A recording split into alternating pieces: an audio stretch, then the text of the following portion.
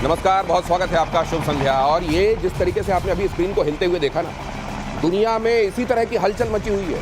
ये हलचल क्यों मची हुई है मैं बताता हूँ आपको। आपको मालूम है ईरान, जो असल में रशिया की तरफ बड़े मित्रता की निगाहों से देख रहा था, क्या ऐसी वजह हो गई है कि ईरान और रशिया के बीच में अब संबंध खट्टे होने की तरफ जा रहे हैं। और इधर किसने कहा है कि असीम मुनीर सूट बूट में ओसामा बिन लादेन है। और क्या ये एक बार फिर पाकिस्तान ने अपनी हैसियत और अपना मूल चरित्र नहीं दिखा दिया कि आप डिप्लोमेट्स के साथ उनकी अखबार, उनका गैस कनेक्शन ये बंद करके दिखाना क्या चाह रहे हैं? और क्या आप जब ये कर रहे हैं तो आपके साथ यही बर्ताव आपको आने वाले दिनों में और अच्छा लगेगा क्या? ये तमाम चीजें हैं, बहुत बड़े ऐसे घटनाक्रम है जो आने वाले दिनों में प्रतिशोध के और विकराल रूप होने के बारे में इशारा दे रहे हैं। और मेरे साथ है वाइस मार्शल पी के श्रीवास्तव, यहाँ जुड़ चुके हैं। आप जनरल सर मेरे साथ यहाँ जुड़ चुके हैं। सिन्हा साहब ये आपको बताएंगे कि असल में जिन चीजों को जैसे अंदेशे के साथ देखा जा रहा है, कई बार कई अंदेशे टल जाते हैं। टल जाने वाले अंदेशे कौन से हैं और कौन से अंदेशे उससे भी बड़े हो जाएंगे जितना सोचा जा रहा है। अमेरिकी रक्षा मंत्रालय के पूर्व अधिकारी का असीम मुनीर को लेकर बड़ा बयान। असीम मुनीर सूट पहने ओसामा बिन लादेन, सूट पहने हुए ओसामा बिन लादेन की तरह। पेंटागन के पूर्व अधिकारी माइकल रूबिन ने पाकिस्तान सेना प्रमुख को दिखाया आईना। माइकल रूबिन ने मुनीर की परमाणु धमकियों की तीखी आलोचना की। परमाणु हमले की धमकी पर मुनीर को फौरन अमेरिका से बाहर निकाल दिया जाना चाहिए था, यह कहा। अब देखिए, अमेरिका जैसे देश में एक चाल भी हो सकती है। वो इसलिए हो सकती है कि भारत ने तुरंत इस पर ऐतराज किया था और कहा था कि मित्र देश की धरती से इस तरह की बातें कही जा रही हैं और मित्र देश इसको मंजूर भी कर रहा है। स्ट्रेटेजिक पार्टनर जिस देश को कहा जाता है उस देश को यह सोचना चाहिए था कि उस मित्र के बारे में ऐसी बातें कही जा रही हैं और हम इसको शह दे रहे हैं। तो ये भी हो सकता है कि अपने ही घर से विरोध करा दो तो कम से कम मामला कुछ शांत हो जाएगा। या वाकई घर के भीतर भी अब ट्रंप के लिए राह मुश्किल होती जा रही है। इसको कैसे देखा जाना चाहिए, आइए पहले इस महत्वपूर्ण खबर का विश्लेषण करना शुरू करते हैं। सर ये क्या है? ये बिल्कुल वही है जो आप कह रहे हैं कि ये जो है ऑफिशियल कोई बयान नहीं आया। इसका मतलब जो करंट डिस्पेंसेशन है उसको इससे कोई फर्क नहीं पड़ता कि ये क्या बोल रहे हैं। उनको सिर्फ अपने लिए मसलमैन चाहिए। जैसे होते हैं ना, कोई डॉन चलता है, तो आजकल ट्रम्प का ऐसा लग रहा है अपने आप को डॉन मानते हैं कि मैं जो कहूंगा वही लोग मानेंगे। मैंने बुलाया, मैंने किया, मैंने पीस कराई। अब तो उनका ये कहना है मैंने 6 कंट्रीज में पीस करा दी।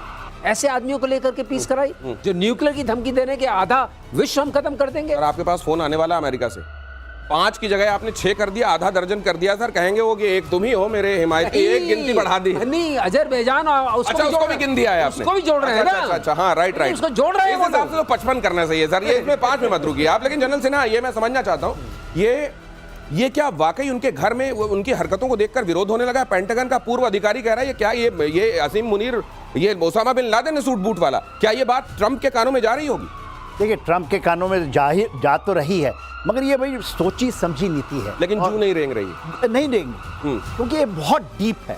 देखिए, चीजें जिस तरह से पूरी दुनिया में बदल रही हैं और वो उसका फ्रंटलाइन स्टेट है, इसको मैं आपको अंडरलाइन कर देता हूं। और most favoured nation out of the NATO वही है, पाकिस्तान ही है। यदि हमारी सोच में, हमारी सामरिक समझ में यदि ये बात नहीं आती है तो हमारी गलतियां। सर एक बात बताइए, हाँ, आज किसी पर हमला करने के लिए मेरे पास कुछ ना हो तो मैं गंदगी का एक टुकड़ा हाथ में ले लूं और उसको कहूंगा मैं तुम्हारे ऊपर अब ये गंदगी फेंक दूंगा। उस पर जब फेंकूंगा तब फेंकूंगा, अपने हाथ में गंदगी लिए खड़ा हूं ना मैं। जी हाँ। ये बात ट्रंप को क्यों समझ में नहीं आ रही है? सर इसमें बात होगी, लेकिन अगली खबर देखिए। मुनीर के बाद अब पाकिस्तान के रक्षा मंत्री की भी गीदड़ भभकी। अगर फिर से जंग हुई तो सीमाओं पर नहीं। ख्वाजा आसिफ ने कहा युद्ध भारत के अंदर लड़ा जाएगा। इनको मालूम नहीं है कि ये वो लोग हैं जिनके पास ये ऑप्शन था कि वो पाकिस्तान जाएं या हिंदुस्तान में रहें, और उन्होंने हुब्बुल वतनी निस्फुल ईमान, ये बात जो कही गई है उनके अपने मजहब में, उसको माना और कहा कि हम तो इसी मिट्टी के हैं, यहीं पर रहेंगे। ख्वाजा आसिफ, तुम सपने सजाते रहो। पीपीपी चेयरमैन बिलावल भुट्टो ने भी भारत के खिलाफ जहर उगला। भारत सिंधु जल संधि में बदलाव करता है तो युद्ध छिड़ जाएगा, बिलावल ने कहा।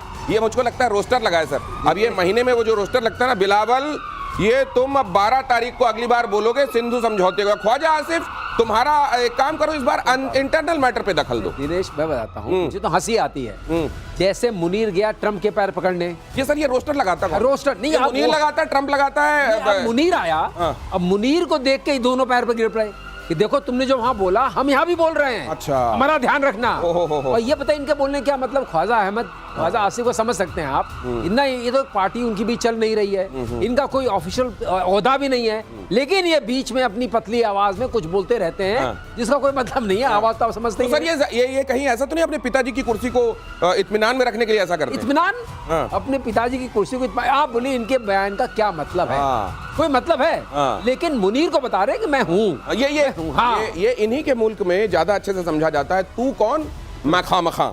ये और वो खामखा भी ऐसे नहीं कि मैं खामखा, ये सर ये जो मैं खामखा वाले हैं जिनकी आवाज भी मतलब उससे भी कम से कम उसकी थोड़ा सा उसी का एहतराम कर लें कि उसको इज्जत देते हुए समझा करें कि क्या कहना इनके मुंह से ठीक नहीं है, जेब नहीं देता, ये फिर भी वो चीजें क्यों करते रहते हैं? आपको याद होगा जैसे ही पानी रोका गया, 22 को यह घटना हुई, 23 को रोक दिया और इन्होंने कहा या तो इसमें पानी बहेगा या खून बहेगा, और वो उन्होंने बोला था सिंधु की धरती से, सिंध से बोला था ये बात। उसके बाद पलट गए थे, फिर अभी जब थोड़ी सी उनको मिली, जैसे हवा मिली, फिर बदल गए। और जैसे इनको तो हवा भरी जा रही है ना, वो तो कहते, कोई तो कहता है कि 10 मिसाइल मार देंगे सिंधु के ऊपर में, आपने कोई भी डैम बना दिया। कौन कहता है? मुनीर कहता है। और कहां से कहता है?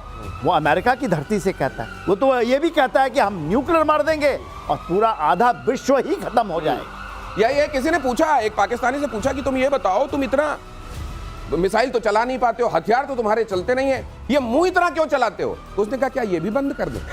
अगली खबर देखिए, ऑपरेशन सिंदूर में हुए नुकसान से पाकिस्तान की बौखलाहट खत्म नहीं हो रही है।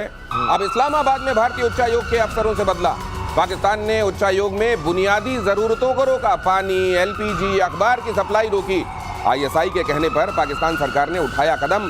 पाकिस्तान की हरकत पर वियना कन्वेंशन का घोर, दुनिया भर के कन्वेंशन का उदाहरण ये देते हैं। कन्वेंशन कोई इन पे लागू नहीं होता, ये इसको बदला थोड़ी नहीं कहते हैं दिनेश, इसको टुच्चापन कहते हैं। इसको खींच निकालना कहते हैं। टुच्चापन जैसा होता है ना आपके यहाँ, आपके घर में रह रहे हैं, वो जमीन कहलाती है भारत की, उसको सब मुहैया कराना वियना कन्वेंशन के हिसाब से जिम्मेदारी है पाकिस्तान स्टेट की। अब उससे पता चलता है कि पाकिस्तान स्टेट की हालत क्या है। अगर आप अपने एम्बेसडर्स को, अपने जो वहाँ उसमें बैठे हुए एम्बेसडोरियल स्टाफ बैठा हुआ है, अगर आप उसको कुछ नहीं दे पाते तो ये आपकी कमजोरी है, उस देश की नहीं, क्योंकि वहां तो आपके लिए गए हैं। और अब ये चाहते हैं कि हम उसका प्रतिकार करके यहाँ बदला लें। ये जरा भारत को सूट नहीं करता है, इसलिए अभी वो बात सामने नहीं आई है। लेकिन ये तो बहुत ही, मैं कहूंगा, इससे गिरी हरकत। खैर इनसे और क्या हरकत उम्मीद की जाए, लेकिन ये हरकत इन्होंने पहले नहीं की थी। ये अपने आप में एक नया डायमेंशन है। मतलब गिरने का भी कोई रिकॉर्ड तोड़े कि कोई इतना गिर चुका है, इससे ज्यादा नीचे स्टूप नहीं कर सकता, जब तक आप ये सोचें वो उससे ज्यादा नीचे गिर के दिखा दे। और फिर जब आपको लगे कि यार अब तो इंतहा हो गई, अब तो पाताल में ही पहुंच गया, वो कहेगा नहीं नहीं अभी देखो और नीचे भी है मेरे लिए। पुतिन से मुलाकात से पहले ट्रंप का बड़ा बयान, रूस की अर्थव्यवस्था संकट में। ट्रंप ने कहा मैं युद्ध विराम देखना चाहता हूं। ट्रंप ने कहा, इतना ही नहीं, ट्रंप ने कहा कि वो पुतिन से मिलने के लिए रूस जा रहे हैं। इससे पहले ट्रंप पुतिन के बीच मुलाकात अलास्का में बताई गई थी। रूस ने भी समिट के लिए अलास्का को सही जगह बताया था। ऐसे में सवाल उठता है कि रूस जाने की बात ट्रंप की जुबान फिसलने की वजह से निकली, या उन्होंने असल में पुतिन से मुलाकात की जगह को बदल दिया। और सिर्फ इतना नहीं, वो ये भी कह रहे हैं विद इन फ्यू मिनट्स। वो जिस तरीके से अपने ओंठों को गोल करके बोलते हैं, ट्रंप का बोलने का अंदाज भी एकदम जुदा है, आप देखिएगा।